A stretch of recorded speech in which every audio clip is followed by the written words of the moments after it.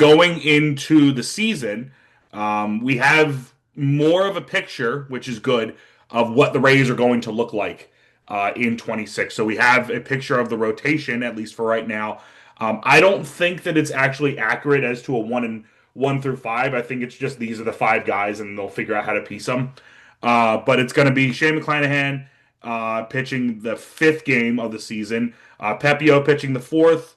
I don't know if it's Martinez and Matz or Matz and Martinez, but Steven Matz and Nick Martinez are also going to be part of it. And then Drew Rasmussen is the opening day starter on the 26th. So, Gibby, wanted to get your thoughts first on the rotation. Is there, like, did you potentially expect someone like Ian Seymour or Joe Boyle to sneak in, or did you think that these were going to be the five guys and, you're happy with it? Or, like, your thoughts as to the current five that the Rays are going to start out with this year? Was that to me? Yeah. Oh, my bad. Oh my God. Uh, I mean, I haven't even seen Alex, can you send me this list? I haven't seen it. Well, yeah, no, they just put it out. Ryan Bass put something out, and then what's it called? I'm blanking on it right now. Adam Barry, who we just had on the pod, also put something out on it. So both of these things were just like recently put out. Um, but What like, I else? mean, did you expect? Was there any guy that you expected to potentially be on that list that wasn't on it? Again, it's Rasmussen, Pepio, McClanahan, Martinez, and Matt. So the two free agent signings and the three guys that are returning, plus McClanahan returning from injury. I mean, I'm not surprised that Joe Boyle's not on there. I mean, he had a little bit of a shaky season coming up and down all the time, but I mean, he had some incredible games, obviously, like when he first arrived. But I mean, there's no surprise there. So I mean, nothing really surprising. You love to see Rasmussen, love to see McClanahan back there. Finally, going to be able to wear. Fingers crossed, knock on wood. I'm gonna be able to wear that jersey and watch him play. Uh, I guess Matt's officially is now. I mean, they were gonna make him a starter. It was pretty official, but he was more of like a stretch guy before, right? Am I tripping out about that? I don't know, but yeah, I mean, nothing really surprises. I mean, this is a good five-man rotation, perfectly fine. Uh, yeah. Gotcha, Thomas. Any surprises on the five-man rotation for the Rays? Any guys that you thought may have gotten a shot, or like from spring training had a chance to do something, or is this the five that you expected going into the year? Following the Nick Martinez signing, this was pretty much the five I was expecting.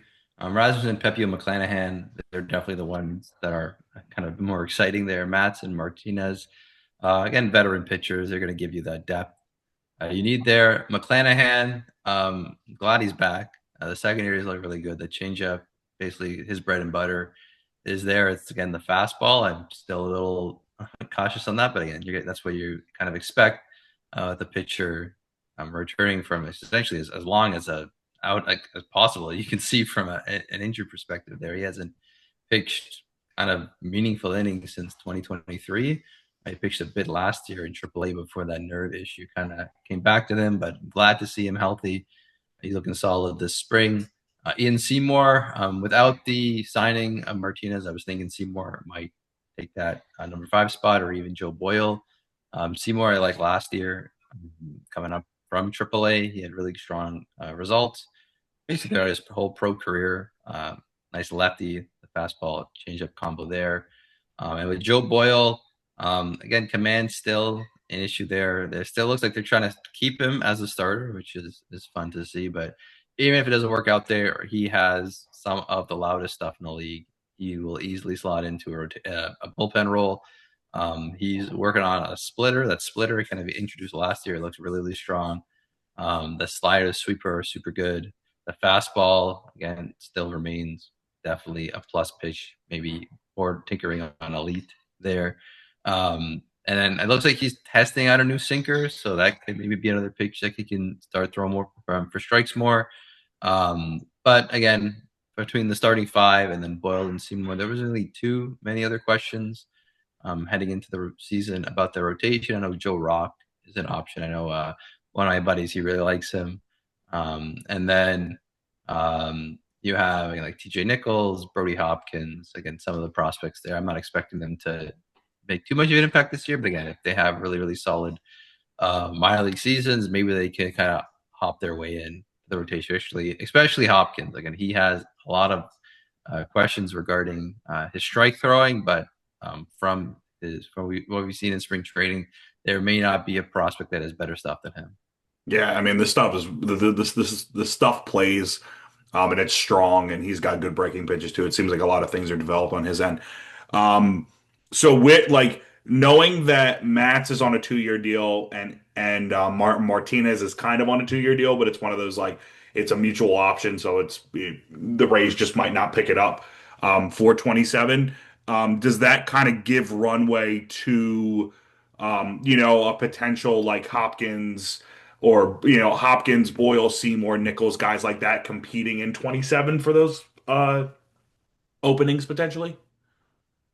Yeah, for sure. That kind of the shorter term deals, they're also not very expensive. So Yeah, if yeah, they do end up performing well, again, I think the move to the Trop, back to the Trop, will be helpful for the rotation. I think pitching in basically Yankee Stadium South is not very beneficial for your no, pitchers. So if they do well, they can probably shut them off. Again, veteran pitching, someone who can just eat innings is always useful, especially for a contender or even team that's kind of worked their way up. This year, the Rays, they're in a gauntlet of a division. They're projected to be fifth place again. Even if they end up having a good season, they still have to kind of battle through some super teams at least. Like again, if you look at all the projections, Baltimore, New York, Boston, Toronto, they're all like top 8 or 9 in projected wins. So it's going to be pretty tough for them. So I wouldn't be surprised if maybe this trade deadline or even over winter 2026, 2027, the Rays end up trading either Matt or Martinez to a team that needs pitching depth, and that can open up spots for them. As you mentioned, there's the mutual option with Martinez. So again, if they feel like they don't need him, or again he's not worth the price, they can just move on from him yeah, there. But again, the pitching prospects, it's really fun to see that they have their top pitching prospects are the ones that are essentially closest to the majors right now. They're in Double A, Triple A. yeah. It'll be fun to see how they do this year. And again, another exciting aspect of being a Rays fan. This is very true. Gibby, are you expecting? I mean, it seems like this is kind of a rotation where there's going to be some open spots here and there, but like, are you expecting potentially any openings at the end of the year with like, Boyle getting some spot starts here and there, Seymour getting some spot starts, maybe, Brody making it up to the big leagues by the end of the season? Like, are you expecting that to happen? Yeah, I mean, any Rays roster, you can look at it from the beginning of the season to the end of It the don't look the season. same. It's a different team, so it's gonna happen. So I mean, yeah, you would expect maybe Mats or maybe Martinez, just like if we're not doing too good at the winter break, you offload those guys, just like what Thomas said. But yeah, I mean, it can.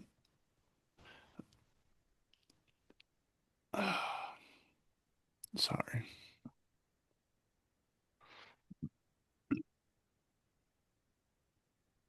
You good? Yeah, sorry, I lost my train of thought. No, no, no, no, no. You're Can you fine. Yeah. repeat the So, question?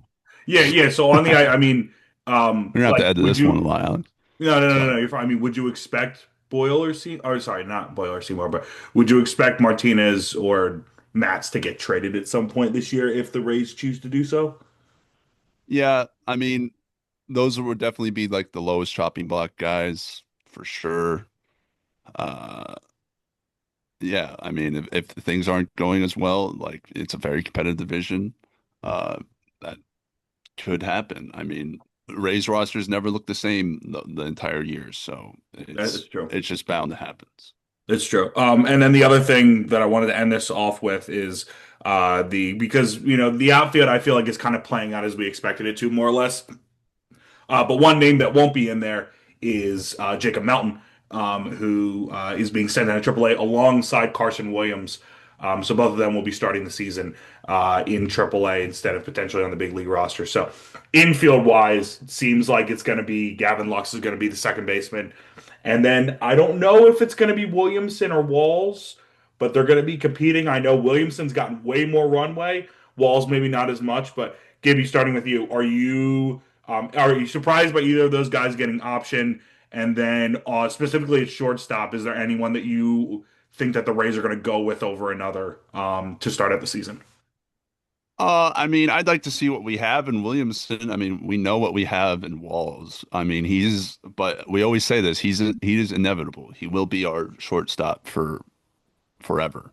So, always support my boy Taylor Walls, elite defense, of course. But yeah, let's see what Williamson has. And when Carson Williams finally decides to show up, maybe he can go in there. I thought he was having a pretty good spring. I mean, I didn't think he was going to start the season on the major league roster, but he was having a very good spring. I think he looks a lot better. I think he has a lot more power. I mean, he just looks like a a bigger, better baseball player a little bit. I mean, you're gonna see that when you watch his at bats from last year to now. There's definitely been some improvements. So yeah, the shortstop situation, it'll always be cursed for the Rays. So Yeah, we'll see how Williams does, and we'll ride out with what we have for now. that checks out. Anything on Melton? Did you expect him to potentially make the roster or no? Uh, yeah, I mean he's had great power. I feel like he's like I said, this roster changes all the time. I mean, we could see him very soon, or halfway through the season, or at the end of the season. There's always a shuffling going on. We're always trading. So I mean, you could see Jacob Melton. I mean, he hit some bombs in spring training. So I mean, That is true. the Very power on true. that bat is crazy. But also, you can't put too much into spring training. We learned that from Curtis Mead. Curtis Mead did not hit 750 in the majors No, I uh, don't think any guys from ever did from that. from last year's spring training. So yeah, you can't put too much into that, but Yeah. I mean, it's just a good way to see how guys are, just like how we're seeing McClanahan back, how he's doing, all that stuff. Yeah. Thomas, are you surprised by any of those options? And what are your thoughts on shortstop? Like, is Williamson going to be the guy over Walls to start 26? Um, the acquisition of Williamson was a bit surprising. It seemed like the Rays like being kind of that third team in They on do the like that. There's a 13 lot of deals. 13 traits. And then Williamson was again he was came up as a third baseman essentially, but again was lauded for his glove. I think Fangraphs gave him a 70 glove there, which is really really good. And it seems like the Rays have some, uh, I guess, confidence that he can play at least an average, maybe above average um, shortstop. And again, he's had a lot of runway, played a lot. I think he's led the team in starts this year in spring training, which is great to see. Even though his bat is not nearly that strong, anything's better than Taylor Walls there. So it might just be a platoon with them to start the year because again Walls is a switch hitter and then you have Yeah. Williams as a righty. I do think that Carson Williams is just simply better than both, potentially even better defensively than both. Has a lot more power. We saw again some concerns with Williams' bat last year, especially with AAA. His contact rates were bottom of the barrel, just striking out way too much, but he still has that power. So maybe just want some more ironing out to do with them. Again, there's a lot of factors that go into these roster construction things. Options, again, balancing them all out there. I do think just having Walls and Williamson kind of holding down the fort is definitely a good option to start the year. Maybe you can have Ben Williamson also kind of playing second base, kind of flip flopping with Gavin Lux there.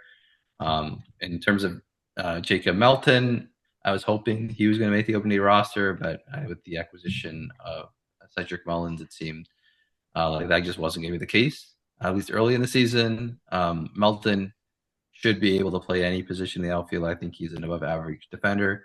Center field, his results in AAA last year are excellent. Again, he was called up Had a very, very poor stretch with Houston for his major league stint there. But I'm really excited about Melton. I ranked him around 80th in my top 100 prospect list. I think it was a pretty savvy acquisition for the Rays, and I'm excited to see him later this year. I think he deserves a spot on the team. I'm not sure if he can supplant, say, someone like Chandler Simpson or Jake Fraley, but I think that he has definitely the talent to kind of be kind of that cornerstone outfielder that they've been looking for. Because right now the outfield is probably the thinnest position they have.